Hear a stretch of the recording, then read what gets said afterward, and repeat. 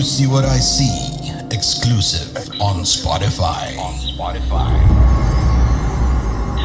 Download Anchor untuk bikin podcastmu gratis.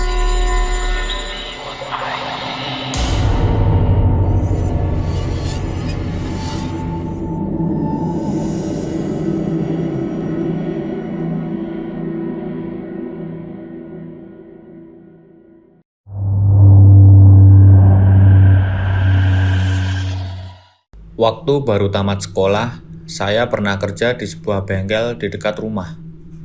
Bengkel itu bengkel motor dengan gerai pulsa cukup besar. Waktu pertama kali dibangun, bengkel itu mungkin sekitar tahun 2010. Di bengkel itu saya kerja bareng seorang bapak, sebut saja namanya Pak Yusuf. Kami berdua spesialisasinya bongkar-bongkar kalau ada sebuah kerusakan. Pada waktu itu, si pemilik kendaraan bernama Bondan memperluas bengkelnya, jadi ada tambahan untuk tempat cuci steam. Ditambah juga karyawan khusus untuk cuci steam, yaitu 2 orang. Karena di kampung kami belum banyak bengkel motor, jadi di tahun-tahun pertama, kedua hingga kelima, bengkel sekaligus cuci motor dan gerai pulsa tersebut cukup ramai. Bahkan orang-orang dari kampung sebelah juga datang ke bengkel milik Pak Bondan ini. Pak Bondan dengan Pak Yusuf ini teman lama, mungkin juga teman dari sejak kecil. Mereka berdua akrab. Skill Pak Yusuf gak diragukan lagi mengenai bongkar-bongkar motor. Kesalahan-kesalahan, penyakit-penyakit sepeda motor, pokoknya ia sudah sangat paham. Beliau juga orangnya baik, ibadahnya rajin, ia sudah hampir sepuh, namun masalah pendengarannya masih baik. Dulu Pak Yusuf ini pernah sempat sakit dan minum banyak banget obat. Jadi konon katanya pendengarannya agak berkurang, yang diakibatkan dari konsumsi obat-obatan yang banyak dalam jangka waktu yang cukup panjang. Tidak tahu gimana ceritanya, tiba-tiba aja Pak Bondan sama Pak Yusuf ini crash, atau bisa dikatakan gak akur. Mungkin karena pembagian hasil atau apa, saya juga kurang memperhatikan karena saya fokus bekerja. Akhirnya saya nggak tahu apa yang tengah terjadi.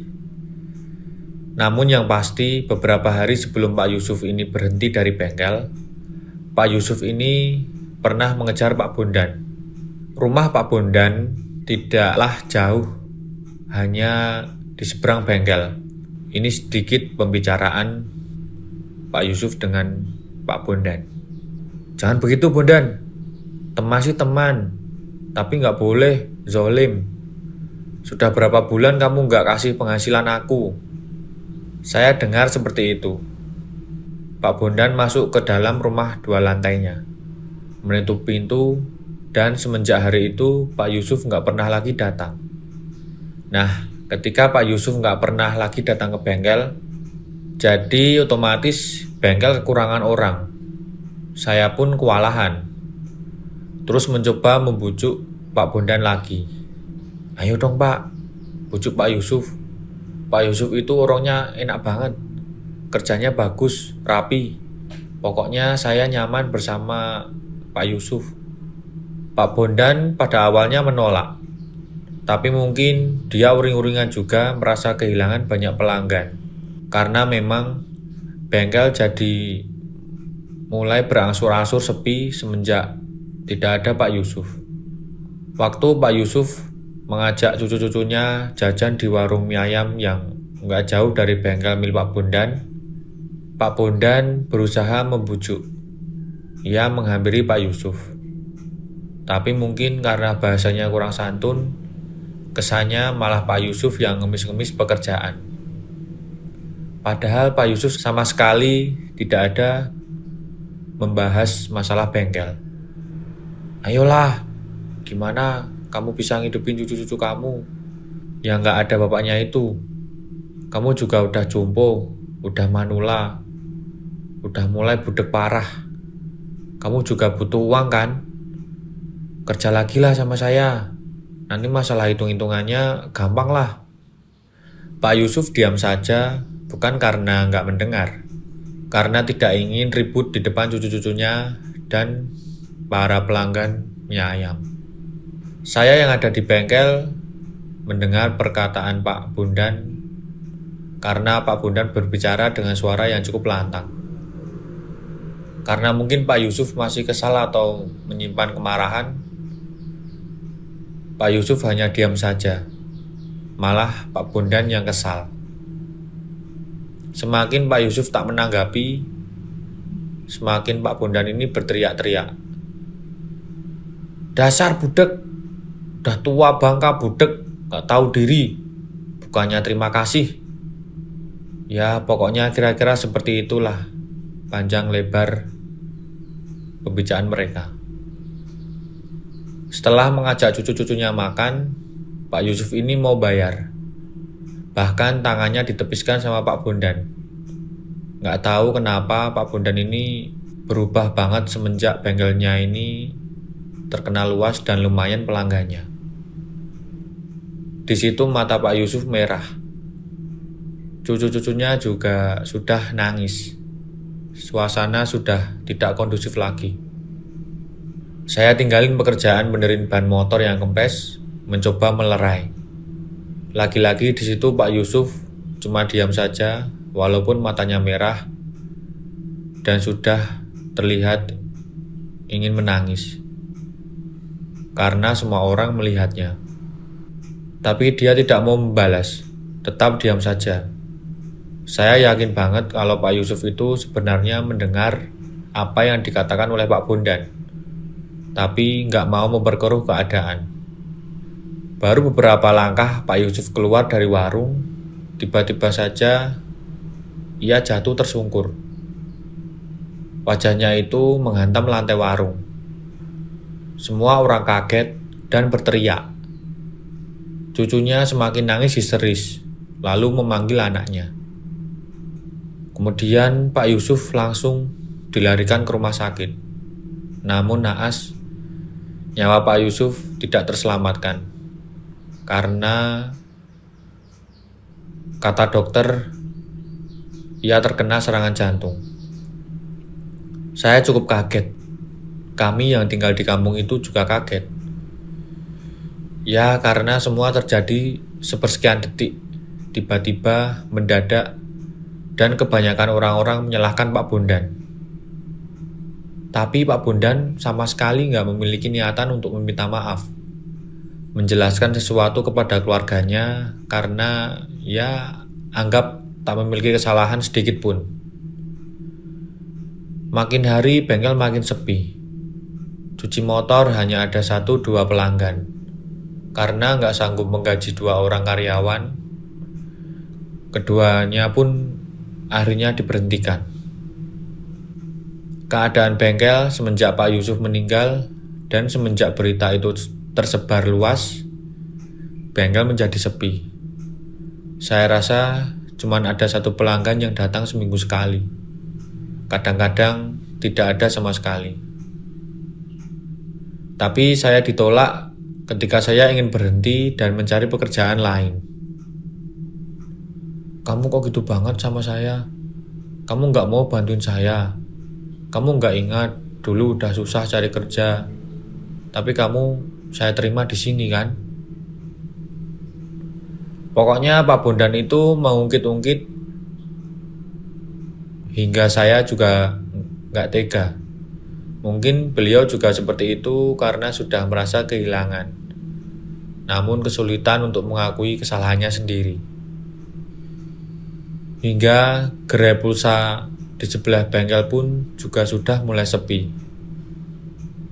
Banyak para pekerjanya yang sudah dipecat. Jadi mau gak mau Pak Bondan yang nungguin langsung demi untuk menghemat pengeluaran. Kadang-kadang pelanggan-pelanggan dari warung mie ayam yang ada di sebelah bengkel masih beli pulsa. Kadang juga masih benerin motor, walau tidak sering. Suatu malam saat itu Pak Yusuf mau pulang ke rumah sambil bawa kotak uang dari bengkel.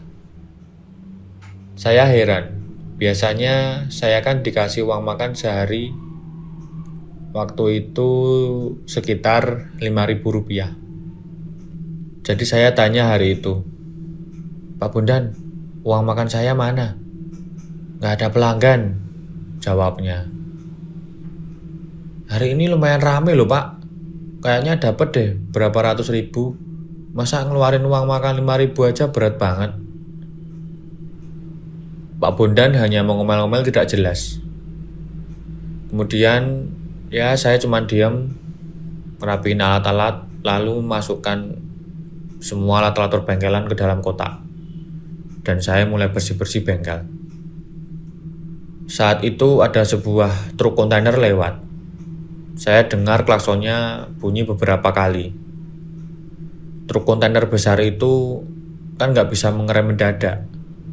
Jadi dari jarak yang cukup jauh mungkin sudah ngelakson-lakson. Tapi sepertinya Pak Bondan nggak dengar karena beberapa detik kemudian saya melihat lampu sorot itu mengarah ke arah jalan. Entah pandangan mata saya ini salah atau memang itulah yang saya lihat. Senyata-nyatanya ada sosok Pak Yusuf mengenakan baju koko warna putih, celana hitam yang digulung ujungnya. Tapi saya tidak melihat bagian tubuh dari lutut hingga ke sandalnya. Sempat menengok ke arah saya sebentar, lalu ia tersenyum. Tersenyumnya itu bukan senyum yang menenangkan, malah senyum yang menurut saya agak mengerikan. Dan di dekat Pak Yusuf ada Pak Bondan yang nggak mendengar sama sekali suara klakson dari truk kontainer tersebut. Naas saat itu Pak Bondan terlindas di depan bengkel. Saya mengucap takbir istighfar. Kacau keadaan saat itu. Saya berteriak-teriak dan mungkin saya juga hampir gila. Kejadian itu terjadi tepat di depan mata saya. Semua orang berkumpul dan saya masih mencoba untuk menyadarkan diri atas apa yang saya lihat. Kejadiannya sangat cepat. Lalu saya bertanya, apakah saya sudah gila? Kemudian polisi datang. Saya hanya terpaku, bahkan tak bisa menjawab ketika polisi mengajukan beberapa pertanyaan.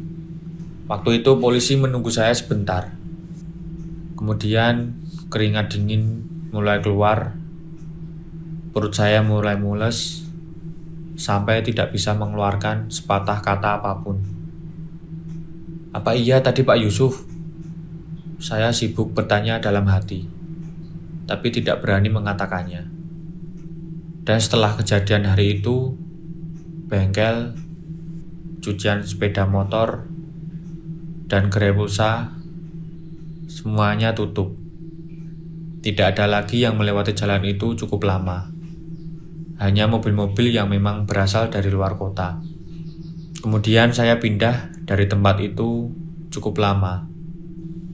Tapi setelah beberapa tahun, saya mencoba untuk kembali melewati daerah itu. Mungkin kalau tidak salah sekitar tahun 2021. Tempat itu sudah berganti menjadi rumah sewa yang sepertinya selalu kosong. Kamu punya pengalaman horor? Kirim ceritamu ke podcast.ceritahoror@gmail.com.